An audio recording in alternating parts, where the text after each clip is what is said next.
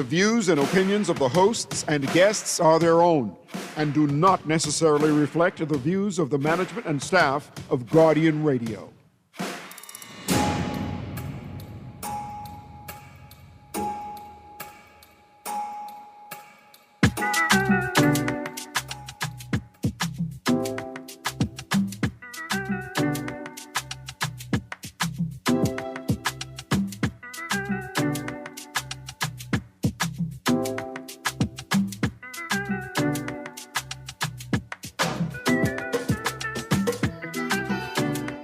Good morning this morning and welcome back to Guardian Radio 96.9 FM, your station for fresh news, smart talk all day. It is Tuesday, the 18th of August, 2026, and you are on the clock with Erin, Greene. We've got lots to talk about this morning. I want to talk about rape culture, and then I want to talk about rape culture. But before we get there, fire on East Street North. Fire on East Street North. Last night, the Rusty Nail, historic site. I'm not sure if it was totally consumed by fire, but certainly the front facade is in the road. I only get snapshots of it, but I drove past it this morning to confirm. And I will say, if you were a friend to the Rusty Nail, go check it out. Photographers, historians, go down there and take some pictures. Oh, I almost jumped out my bed last night. I thought the old homestead was about to go up in a blaze. We're able to contain the fire with minimal spread and damage. I say that because I don't see anything in today's papers about the fire. The fire right opposite police headquarters, you know. But the Rusty Nail has, which is a specific word, incurred its experience. It's a specific word. I'm not getting the word right now. A lot of damage from a fire last night. I'm still in shock. See, I'm reeling after the Prime Minister's address. So I want to talk just briefly, a situation or a matter has exploded over the weekend. It is all over social media, and it is slowly coming to the more traditional media spaces.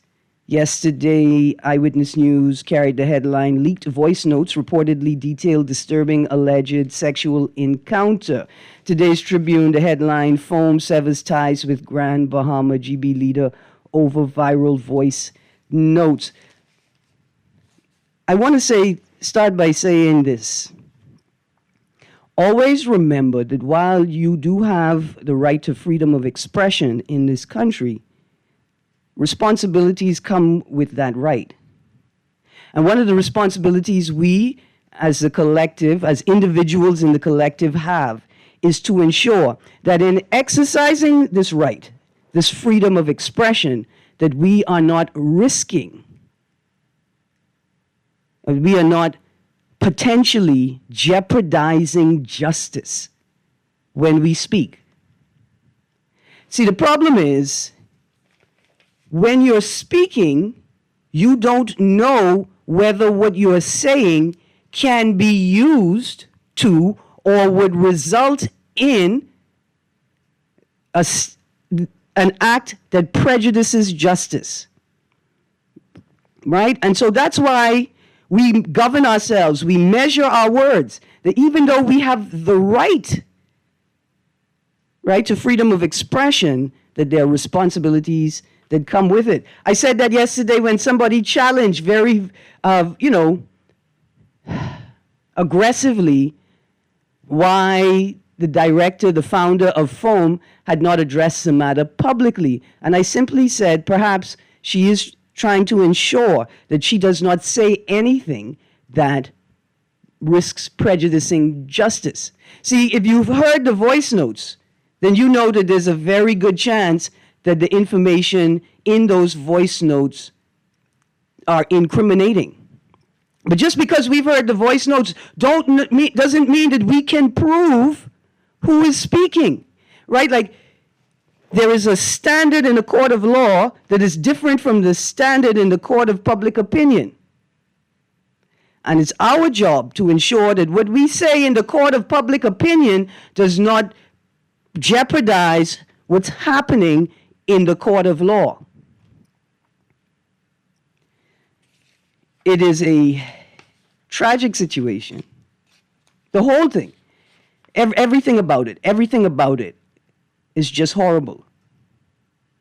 But let's give this some time. Why? Because it's the victim that we're seeking justice for primarily, right? It's the victim that we're seeking justice for primarily. I'm going to go to the phone line quickly, but I am not opening up the board yet because the next segment is reactions to the PM's address on energy. Let's go to the phone line quickly. Good morning, caller. Good morning, Miss Greene. How are you? I'm good, thank you, sir. How are you? Allow me to send out something to the men of this country. Okay. Because something has to be wrong, Miss Greene. Yeah? You're talking about an incident that happened a couple of days ago. Yes. The same thing happened again last night. I saw the headline in Eyewitness News this morning. Miss Greene, I'm trying to figure out if these fellas, them, it ain't all, No, it's a few. It's not all, but I can tell you what the problem is. And I'm not cutting you off. Don't go nowhere.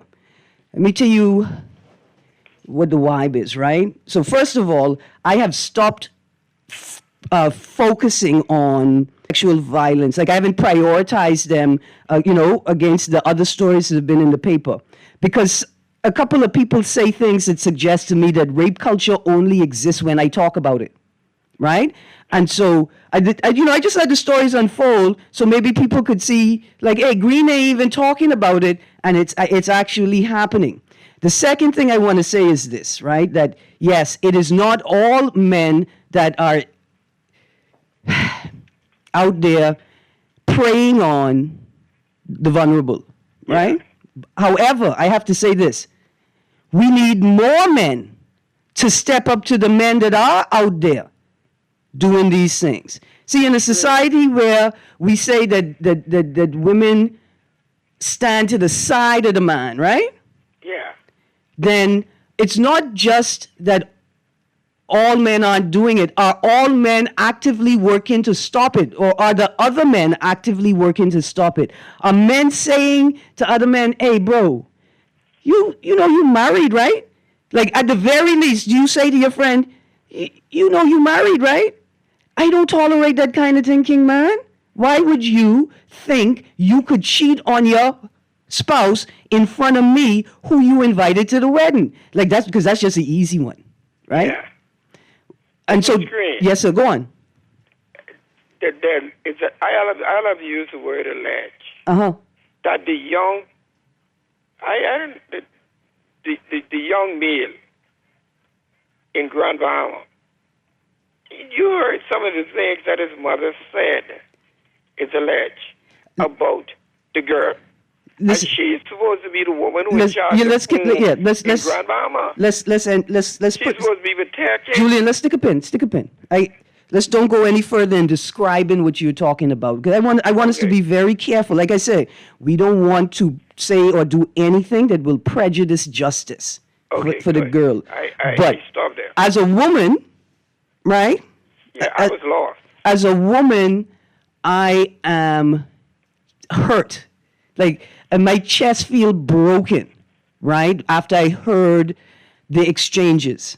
Not it's just the energy itself and then what was being said.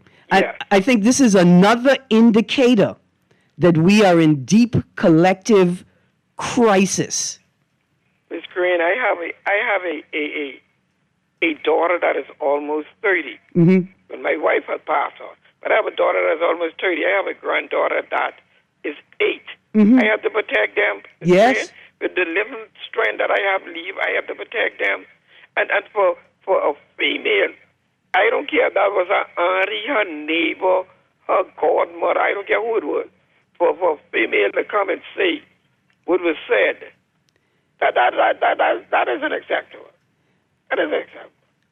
And there's a 35-year-old man, this woman having this type of I got you. Something that I could never have this type of conversation with my mommy. Julian, Uncle, I appreciate absolutely, what it is you're saying and what it is you're sharing, and I appreciate that people need to express this. They need to shout, let other people know, no, that ain't me. But I gotta go in closing. Let me say this in closing, Mr. Yes, sir. Where are those people who talking about they protecting women? All of them, I can call no names. Them people from the crisis center. Them people from this place. You notice how much people already. The young lady in Elutra. I don't know if they found her yet. Somebody said something came across. I saw things on. I mean, what's happening with the people who's supposed to be protecting these women? Okay, so. But I like to continue listening to you. I got you. Thank you, Julian. So, like me, the news was all over the place yesterday. I did not address it yesterday. Today, in addressing it, I let my audience know I'm going to be limited in what I say because I don't want to do or say anything that potentially prejudices justice. So I speculate and presume that the crisis center, like foam, needed to take a moment to what is legitimately in the public domain, to assess what is legitimately public record, right? So separate from public domain slightly. To speak to the stakeholders in the space, right? They make a public statement. For instance, just an aside, I extended an invitation to the new Minister of Social Services, indicating to them that the space is available if and when I wouldn't say when, because I know they're going to address it, right? For me, in relation to the opening of the new office that will house the Commission for Protection Against Violence, right? And other social services, right? So give the formal agencies an opportunity to formulate, right, statements that are sound, based in truth, that are measured, and do not risk jeopardizing justice. That's the answer. One more call, and then we're going to transition to the Prime Minister's statement. Good morning, caller. You're on the air. Please turn down your radio. Good morning, caller. You still there? Good morning, Ms. Greene. How are you? I'm good, thank you. How are you? I'm excellent. I'm not. I like how you mentioned not to preempt the case. Mm-hmm. I didn't listen to the voice note. I took my time to listen to the voice note. You see, when that gentleman was speaking. No. Listen, the headlines say leaked voice notes reportedly detail disturbed alleged sexual encounter. Let's not here discuss what we heard online because it has not been verified, right, by a court that is evidence in a matter. Let's be careful because, again, what you think you can prove in the court of public opinion cannot necessarily be proven in a court of law. Here's a text. Morning, Erin. I don't want no distraction. Why didn't the PM told the nation who has rightful ownership of the grid and distribution? That's their text. We're going there right now. Here's a text.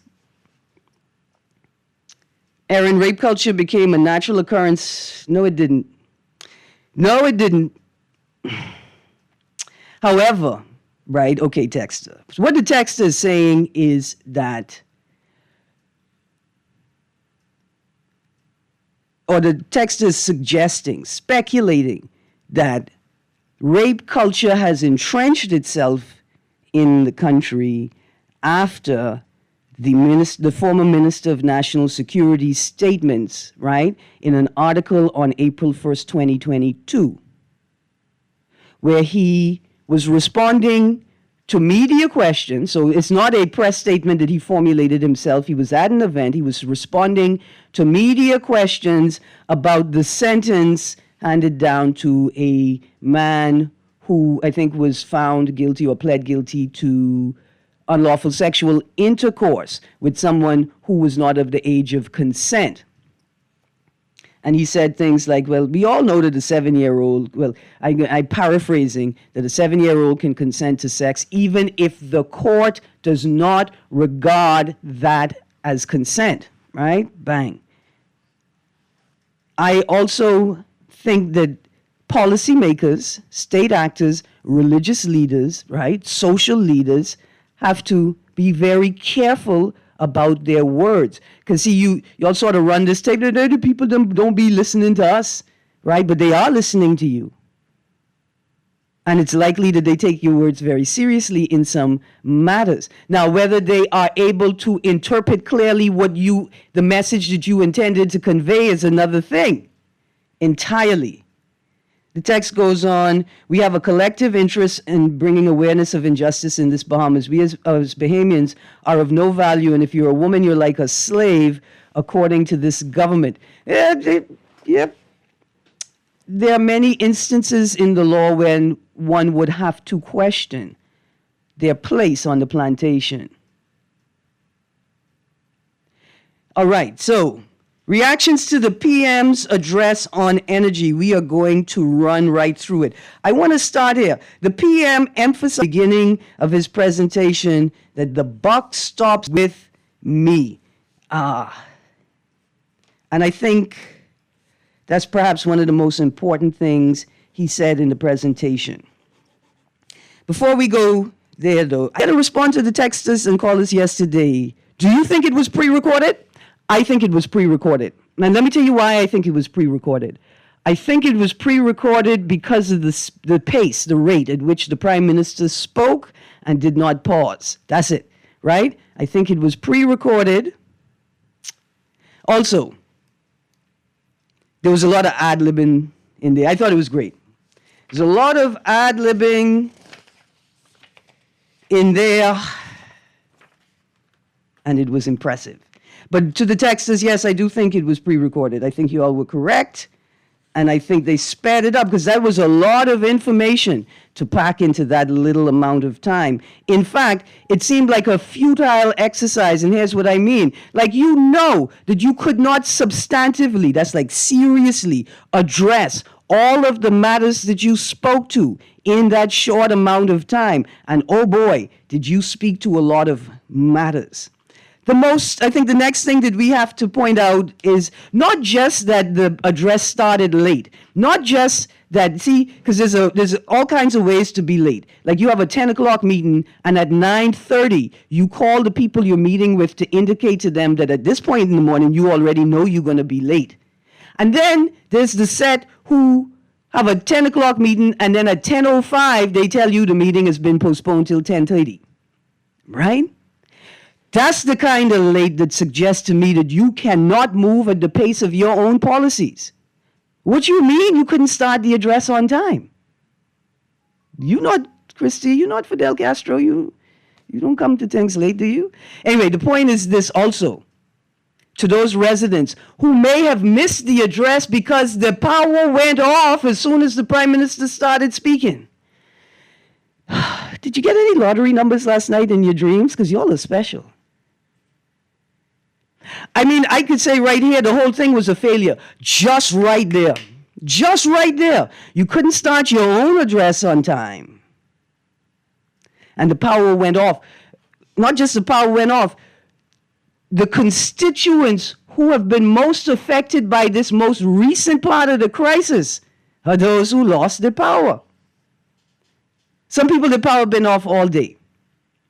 But I could give you a grade right there. It's called an F. It's called an F, right? But let's start here. The buck stops with me. Does it, sir? First of all, despite what 731A says or what you have imported from it, that on any occasion that the Governor General must appoint a Prime Minister, they must appoint the leader of the party that commands the support of the most seats in Parliament, right? But despite that, no, the buck doesn't stop with you, sir. The buck stops with the law. The buck stops with the law. That's who it stops with, not with you. With the law. You are authorized to uphold the law that Parliament creates. You the first among equals.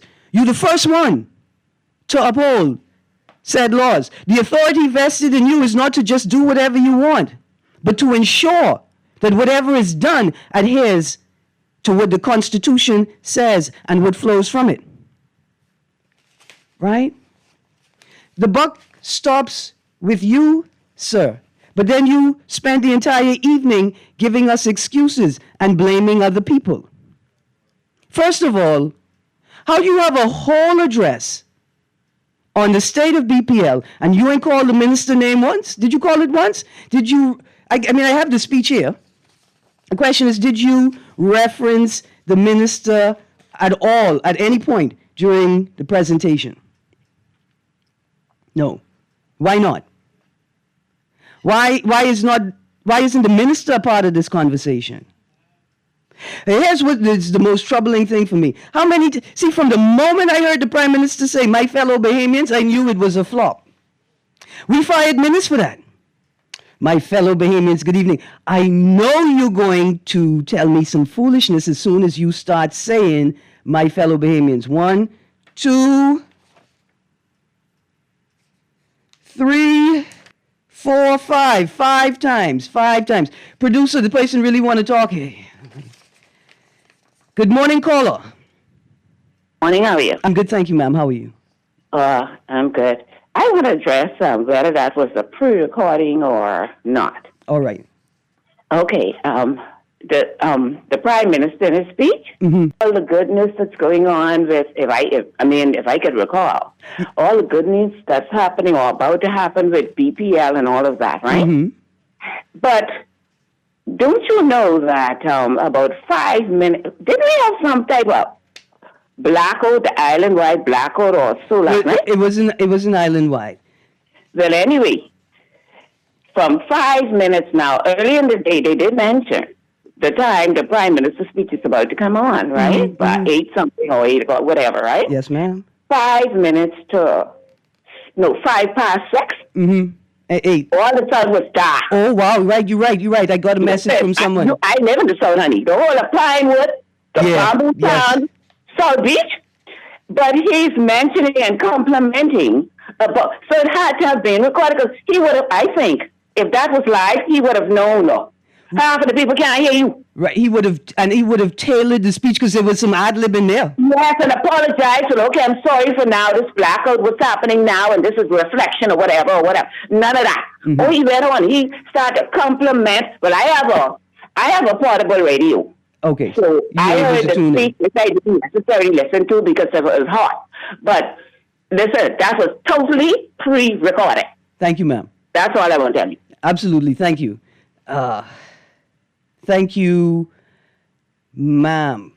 Okay. I'm going to get to the text line. So, I think it was pre-recorded.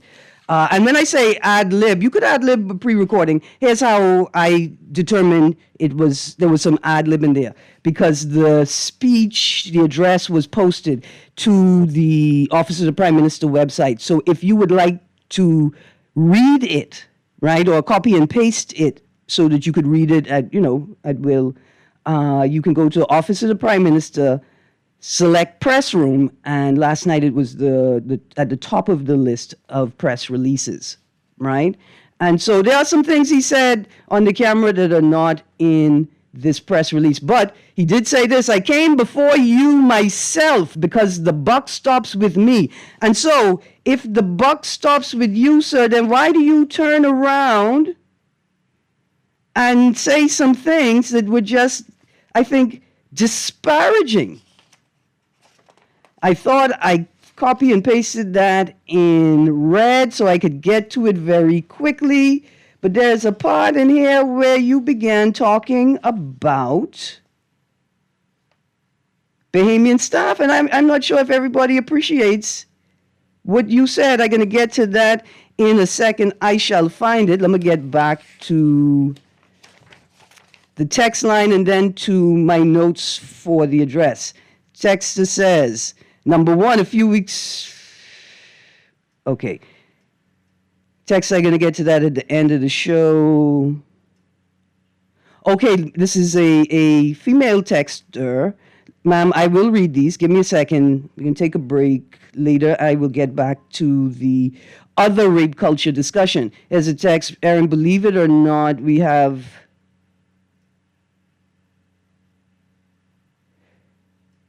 Oh boy. Erin, take it easy on our, they say, lousy PM. I don't necessarily think he is lousy. I just think he's ill-advised. That's it. I think he is ill-advised. Whoever advised him to do that last night, they need to reconsider their employment. However, whoever told them to run that pre-recording at 1.25 speed, pay them more money.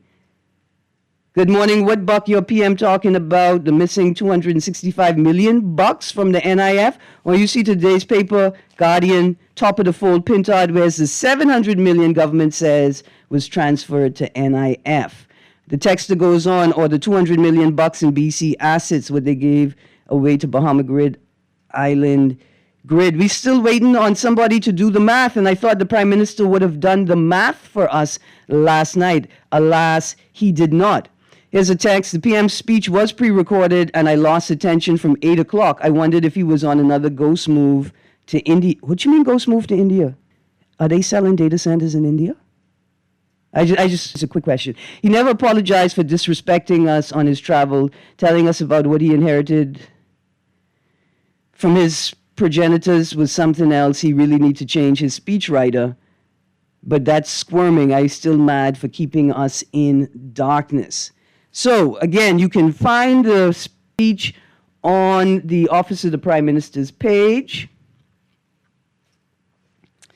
The address was late. Some residents lost power just as the address started. Many residents had been without power for 2 hours before the delayed start of the address.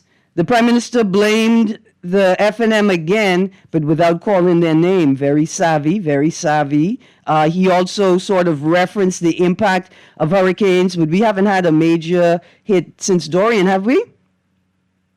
And then my next note, did he really need to address the July 30th incident, the island-wide outage on July 30th? Why hasn't the minister addressed it substantively? Why did the Prime Minister have to address it? Which takes me to another point. We go like right to the end. A lot of people thought that the address was filled with information and they thought the Prime Minister did a good job. And that is reasonable for people who have not been paying attention to BEC, BPL, the energy crisis over the last 5 to 25 years. It's completely reasonable for people to think that what the Prime Minister said was last night was worth our 1 hour's worth of time, because remember, it was supposed to start at 8. In fact, Leslie Miller on Beyond the Headlines gave us more substantive information, I don't know if he's supposed to, than the Prime Minister did, which takes us to another point.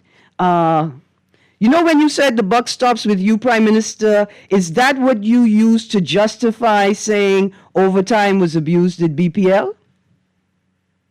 See, there's a quote here. It is not credible that a person works 24 hours straight, 3 days running, and does safe work. Sir, I too thought the same thing. I mean, I've tried it before. I used to work for Greene Mitchell. I tried it. I thought the same thing. And then I did just a little bit of research to determine how overtime hours are calculated.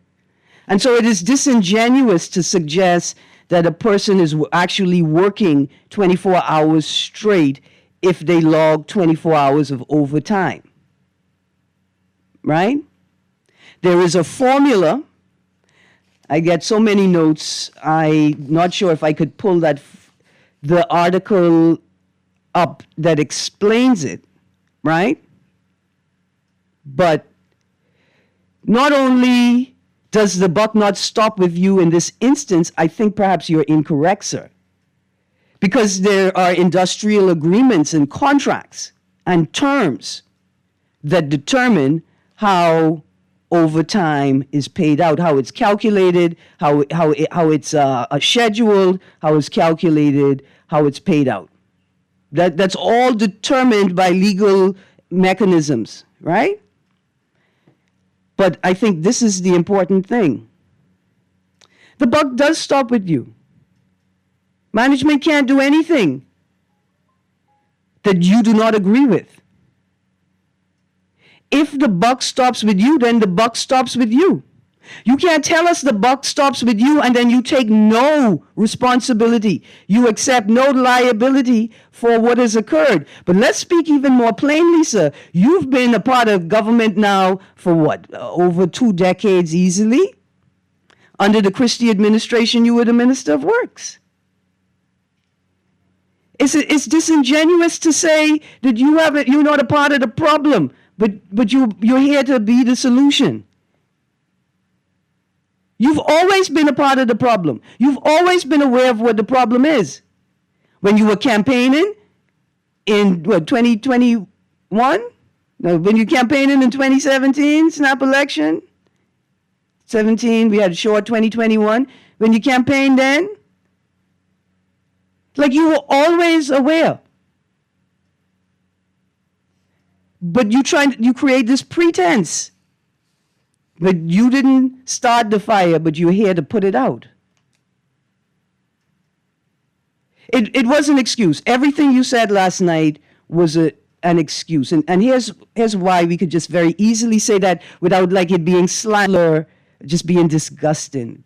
Because if you were serious about informing the people about what's happening, you would have realized that the statement required would also require several days and several sessions of breaking the Bahamian public. It would include you and the technocrats and the minister responsible in the conversation. What you gave us last night was just an excuse. Also, where is Pike? And where is Island Grid Solutions? This would have been a perfect opportunity for you to detail to us exactly what happened with Pike, right? Because you campaigned on the success of your energy reform strategy. You campaigned in the election on that, right? We're going to a break. When we get back from the break, more questions about Island Grid Solutions, Pike, BGC, and once again on the table, was this an attempt to not explain the privatization of BPL? We're going to a break. When we get back from the break, more texts, more notes. We'll be right back.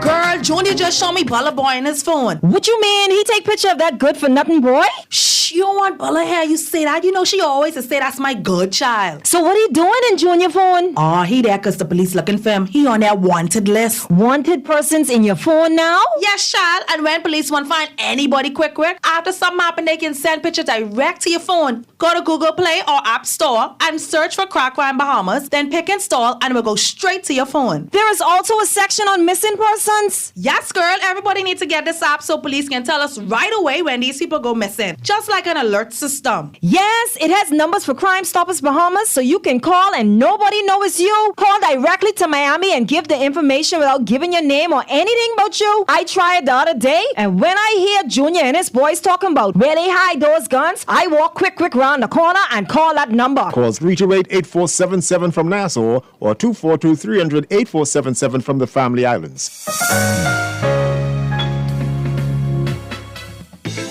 Running low on summer funds? Squeeze every drop of fun out of your summer with a Fidelity personal loan. From backyard upgrades to family getaways, Fidelity is here to help. Call 356-7764 today. Fidelity, we're good for you. For fast, reliable, and impactful printing services, look no further. Let Printmasters bring your masterpiece to life.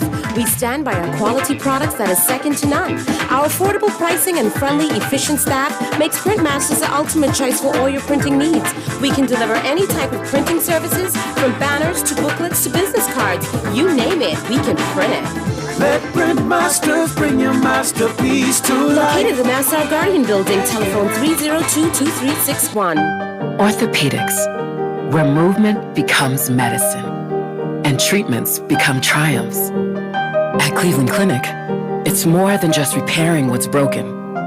It's how we put ourselves back together to reconstruct, rehabilitate, and restore the things that give us life. The future of orthopedics is already in motion. For every care in the world, Cleveland Clinic.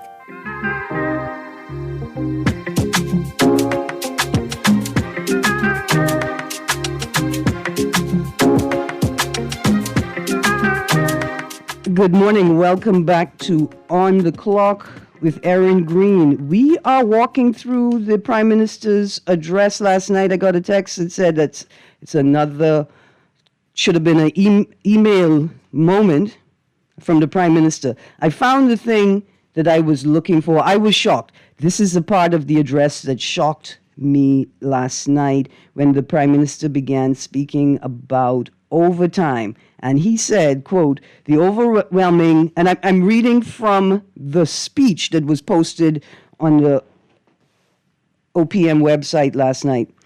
The overwhelming majority of BPL's workers are decent, skilled Bahamians who keep our lights on and go out in storms when the rest of us are told to stay inside. I can't remember what that fancy little literary mechanism is. It is not decent of you, Prime Minister, in such a slick way to throw shade at the workers at BPL. See, because the thing that you throw in shade at could not have happened if you didn't consent to it, or B, if you were doing your due diligence, sir. Because the buck stops with you. So you can't just then turn around and throw the shade and say the overwhelming majority of BPL's workers are decent. Like, first of all, what does that mean in employment terms? Is there a category in employee evaluations where you clearly define what decent means in terms of a ranking? Like, what do you mean, sir? You could imagine if I turned around and said the overwhelming majority of MPs in the Davis administration are decent. The PLP people would be so hot at me. They would never let me sleep. I am offended, sir. I'm offended. Because there's not sufficient clarity for you to be speaking like that. How could they have gotten the overtime if it were not authorized? And how could it have been authorized if the people weren't given the authority to authorize it? Let's go to the text line. Erin, the PLP was in government the majority of the Bahamas' life. Prime Minister needs to blame his own party. Perry Christie, I don't know. Retext that, something about Braveheart for Kong. I would like to know what you meant. Easy fix for misused funds. Stop paying your government bills. Believe it or not, we have... Okay. I got you. As another text, Miss Greene. You didn't believe me yesterday when I sent you the leaked speech. See below. No, you did. It said, my fellow Bahamians, blah, blah, blah, blah. I didn't believe you on the my fellow Bahamians part. The blah, blah, blah, blah, you got me in the second half. Not so much in the first half. I so sorely disappointed in whoever wrote that speech for the Prime Minister. We finished with that, my fellow Bahamians foolishness, sir. We are not your fellow Bahamians. We are not the same, are we? We couldn't be the same. You couldn't wake up every morning and think us, the plebs, and you, the Prime Minister, are the same. That doesn't make any sense to me. So let's get back to the notes. Why nothing on Pike and IGC? Nothing substantive. Here's what he did say. Bahamas Grid Company was established to take on New Providence's transmission and distribution, and it has delivered a $130 million foundational upgrade to the grid. What happened to IGS? See, I don't care that the people who are in charge are the ones who brought the $130 million. You told us that IGS was going to be a part of this deal for 25 years. And then you told us that it's no problem with them leaving 23 years early because the majority of the work has been done. But then you came here last night to tell us to be patient, to tell us it's going to be hard, to tell us that we're going to sacrifice. That doesn't sound like what 95% of the work has been done. Who owns the 60% that IGS was said to own? And if IGS is no longer a part of the equation, who will own the 60% once the assets are transferred? See, I didn't think the assets were going to be transferred to the SPV. The assets are transferred to the entity that's going to hold 60% of the special purpose vehicle, leaving BPL to hold the other 40%. Like, Prime Minister, why didn't you feel it prudent to discuss these things with us as opposed to throwing shade at the employees and the unions and BPL management? You could have been doing all kinds of things with your time, sir. Not one word about this attempt to privatize BEC. That's what it is. That's what it is. See, in yesterday's Guardian business section, you should grab it, Bo outlines benefits of SOE privatization. Right? Chief Executive Officer Gawain Bo told Guardian Business over the weekend that if the government is unwilling to make the decisions in regard to its state-owned enterprises, such as BPL, that a private sector entity would make, then privatization should be considered. Consider finding managers that will make the proper decisions while maintaining state ownership. See, this is not just a regular country, guys. This is a country with an archipelagic exterior. We're not doing this just for fun or for profit. We're doing it because it's required to provide or ensure equal and equitable access to state resources and services. That's why. Not for fun. We ain't just trying to make $1 out of 50 cents. We're trying to ensure that every citizen in the country could live a basic life. So, see, I think you're all trying to privatize the WIBE without telling us that you're trying to privatize the WIBE. I think that is egregious. I gone way back. I gone to the old pronunciation of the word, not the new pronunciation. Egregious. I don't know. I'm very concerned. Producer, let's go to the phone line. Oh, caller, you go on. I was getting ready to go to the phone line. That's my bad. We're going to go to the text line. Let's face it, nothing the PM does would have been good enough for you. It would be lucky enough to make it to heaven. You would have a problem with the way Jesus does things. I rebuke their foolishness. I am upset that you would just put all of those words together knowing that they don't make any sense. Okay? First of all, nothing the Prime Minister did last night was good enough for anything. See, let's go back to the old folks. Don't worry about me. Are you not shamed for yourself, is what I would ask the Prime Minister, and is what I'm asking you, Texter, for putting this foolishness out on the airwaves. These are all sensible and substantive questions that are reasonable to ask. Good morning, caller. Greene, how you doing today? I'm good, thank you. How are you? All right. Take me back in time. I thought the dream of Mr. Piddling as our Prime Minister, the dream of BEC was for two purposes: to provide a service to the Bahamian people and to provide jobs for Bahamian people. I never knew that the dream was to sell Batelco, BEC, to any foreigner, to any private Bahamian, and only a few of the elites are getting filthy rich in our country, and the poor people are going deeper into the crowd. Thank you, Sparky. It's an important point you make, right?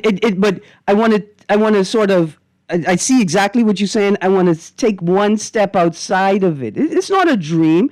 It's a constitutional obligation. It's not a dream. It's not a I hope. It's not a I have a dream that maybe the people in Longfoot, Marijuana, could have light and essential service, a necessity in the 21st century. No, it is a constitutional obligation to ensure equal and equitable access to national services, national resources, and state services. That's what they're supposed to wake up with on their mind every day. See, that's why when I ask these questions, and I tell you, you should also ask the candidate, how will you balance your obligation to your constituents with your obligation to the Commonwealth of the Bahamas as a whole? Right? That's why we ask those sorts of questions. So that you could conceptualize the task ahead. It's not just about your constituency, it's about the whole. And Bahamas Air, BC, in those two in particular, are vital, essential services. This is not the sort of thing you can privatize. That's why worse than the failure, worse than the overt failure, is the refusal to have a conversation with us about the privatization of BEC. See, the last time this sort of thing happened, we never made sense of it because nobody would have a sensible conversation. I mean, the media alone that could have the conversation. Good morning, Ms. Greene. Please tell the Prime Minister to stop deflecting. The Bahamian people deserve accountability. The Prime Minister needs to stop deflecting from the serious power crisis facing this country. It was deeply troubling and frankly embarrassing that the lights went out while he was addressing the nation about the very issues, that very issue affecting the Bahamian people. What is even more disappointing is the attempt to shift blame to another governing party. The Prime Minister served as DPM and Minister responsible for utilities from 2012 to 2017, while every administration has a responsibility to address the problems it inherits. Leadership also means accepting responsibilities for the problems that exist on your watch. The Bahamian people are tired of excuses. They're tired of being told why the problem is somebody else's fault. We can stick a pin there, texter. Producer, let's go to the phone line quickly. Good morning, caller. Good morning, caller. Can you hear me now, Ms. Greene? I can hear you now. You got 30 seconds. I got a lot of text here. All right, yes, ma'am. But just now when you were saying the last time the exercise took place as it relates to the essential services, are you talking about Patelco? Yes. All right, that's excellent because what we should do one of these days is, or what the public should do, anyone who can hear me, is there's a certain individual who has a talk show who was in Parliament at the time and directly involved in that process. They speak as if...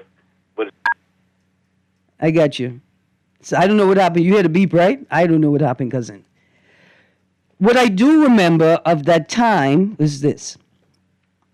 It appeared to me, at the time and in retrospect, with more certainty in retrospect, that there was an attempt to obfuscate, to make the conversation less clear.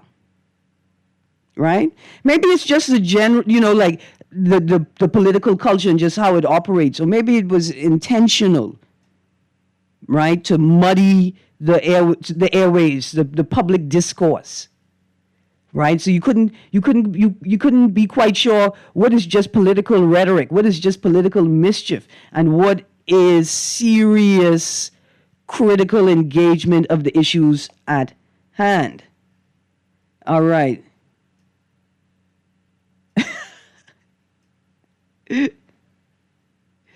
Okay. Thank you, texter. This BPL and BGC situation reminds me of the Venezuelan electrical grid fiasco. Texter says, when you're dumb, you're dangerous, and fools always repeat bad history. I want to stick a pin right there, and let's transition back to our earlier conversation. And we're turning it on the texter's comment, when you're dumb, you're dangerous. Let me say to y'all young people, you can't be dumb and dangerous. You got to pick a struggle. I have to say that to the older people, too. Evidenced by the way you drive, many of you. Refusing to stop at stop signs and red lights and adhere to the lines in the road. And to acknowledge the right of way. See, because the right of way is the same thing as consent. If I have the right of way, you can't take it from me. I have it. You have to ask me to let you into the traffic. Right? When you're dumb, you're dangerous. texter, I said I would read these. Here's a text from the top of the show when we were talking about this unfortunate incident of sexual violence, allegation of sexual violence in the country. First text says, a few weeks ago, I texted about 3 separate incidents of men trying to abduct women just walking down the street. The text was ignored. Oddly, thinking about that led me to remember 3 separate incidents over 25 years ago that I'd completely buried in the back of mind and pondered the danger I was in, but didn't fully understand at the time. And the fact that this rape culture was never eradicated. All right, text, don't assume it was ignored. Maybe, the host was unable to read it due to the nature of the show. Number 2, in the first, I was walking home from school when a maroon and tan Bronco stopped and asked if I wanted a ride. Anyone around in the 80s know who that Bronco the road belonged to. After the person say, anybody around in the 80s know who that Bronco off Old Trail Road belonged to. After repeated refusals, the man cursed at me and told me to get my backside in the expletive car.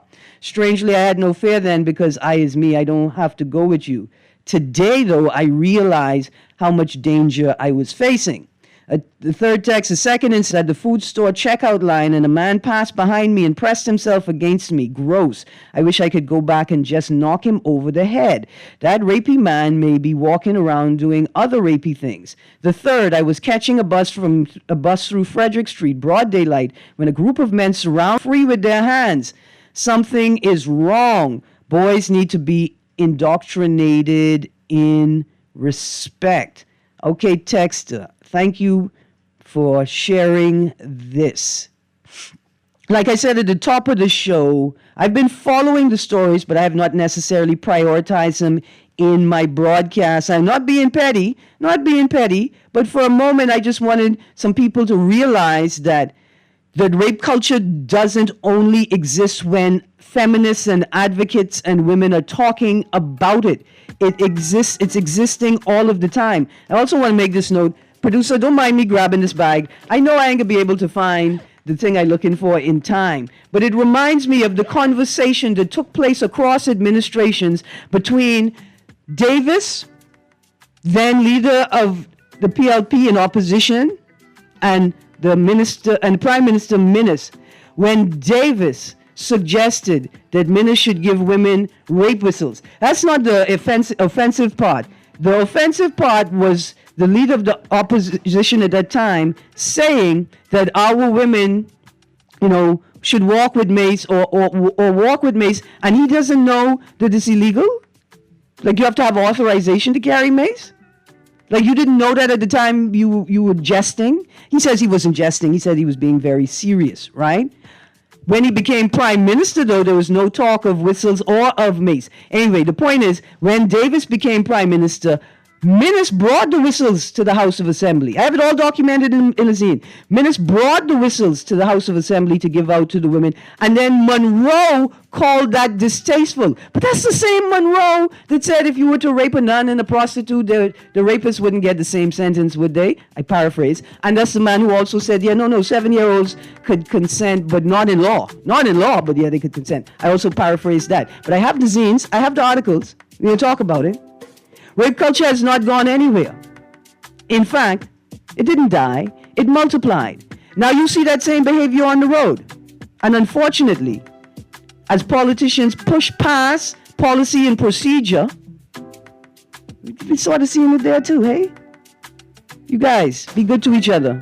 Let's pray the power stays on. For the Prime Minister's sake. Gosh, we all around here embarrassing the Prime Minister, causing the power to turn off. It's us. We're the problem. You guys have a great day.